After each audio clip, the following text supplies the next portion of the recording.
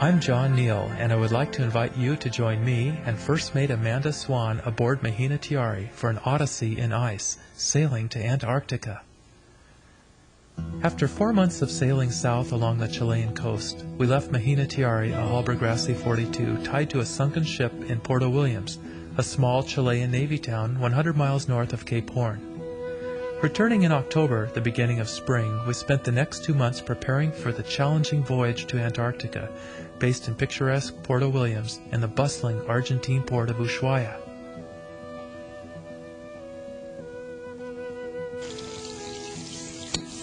This is our chain anchor windlass, and we've taken basically when we pulled it, we noticed that this keyway was bent, so when the chain comes up and over, we were pretty worried. So John tried to take that apart before he left, and we noticed that this whole plate here had fractures on it.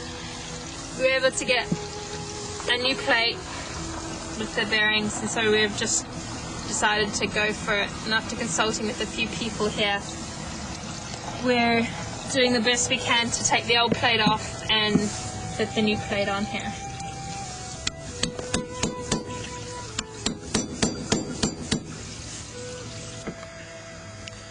One of the things that I've done to get ready for Antarctica is mark the chain, and also today I've just put in marks on the anchor line so that we can see how much line is out really easily. I found the best way to stow line is in a figure 8 and then tie it in 3 places. This keeps it from getting tangled up and means that it'll unlay really quickly without getting any tangles in it.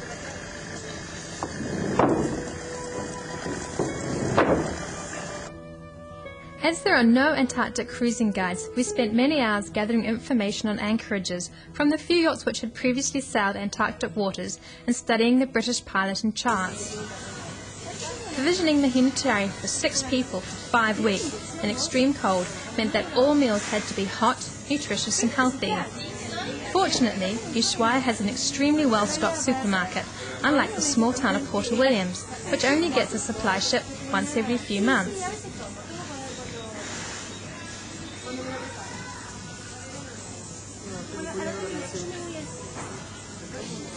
I prefer to hand-pick my vegetables and fruit rather than buying in bulk.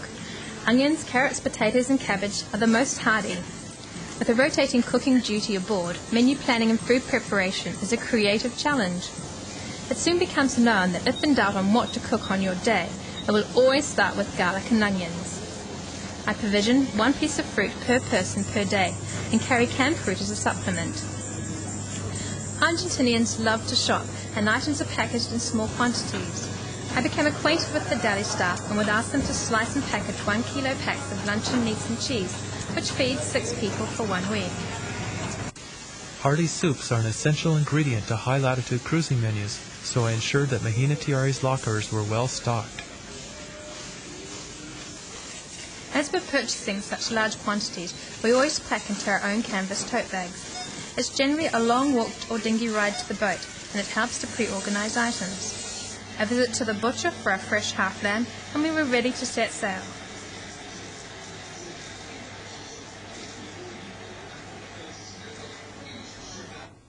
Our expedition crew of 4, Janet Condino, Bob Franke, John Graham and Al Maher, flew into Ushuaia from the United States. They were joining Mahina Tiari for 5 weeks. With the yacht fully provisioned, fueled and ready, we departed Ushuaia with excitement and apprehension, the last town we would see for 5 weeks, sailing west along the Beagle Canal, then south to Cape Horn.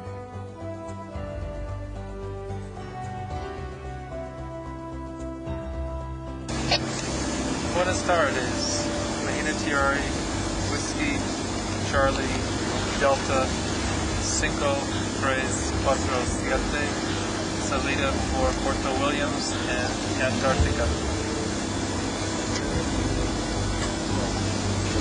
Recibido, señor. ¿Cuántos pasajeros cambió? 6 pasajeros.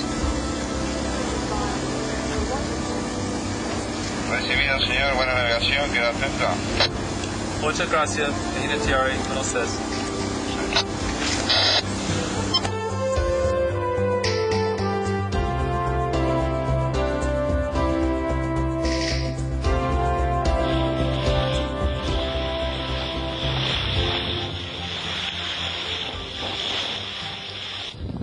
70-knot winds forced us to shelter 10 miles north of Cape Horn with fellow yacht Tsar as we waited for an intense cold front to pass through. At these high latitudes, low-pressure systems with cold fronts and strong westerly winds continually circle the globe. Between the cold fronts are often 3 to 4 days of moderate winds and higher barometric pressure, which would be ideal for our voyage to Antarctica.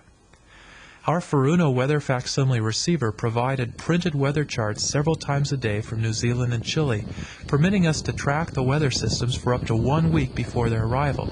Anchored in only 20 feet of water are 60 and 35-pound CQR anchors with a total of 500 feet of chain and rode ensured excellent holding in the sandy bottom.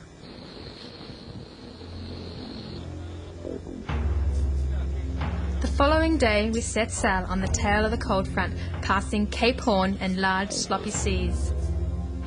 Our goal was to cross the 500-mile Drake Passage, racing against the weather to make landfall at the Mercure Islands, shown in the red box, before the next cold front hit us.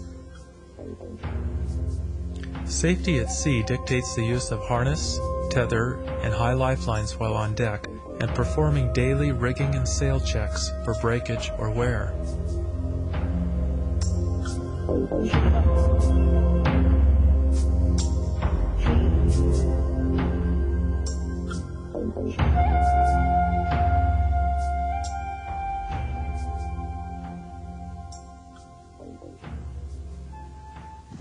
Due to the length of the expedition and the unavailability of fuel in Antarctica, we carried an extra 30 gallons of fuel on deck, bringing our total capacity to 200 gallons.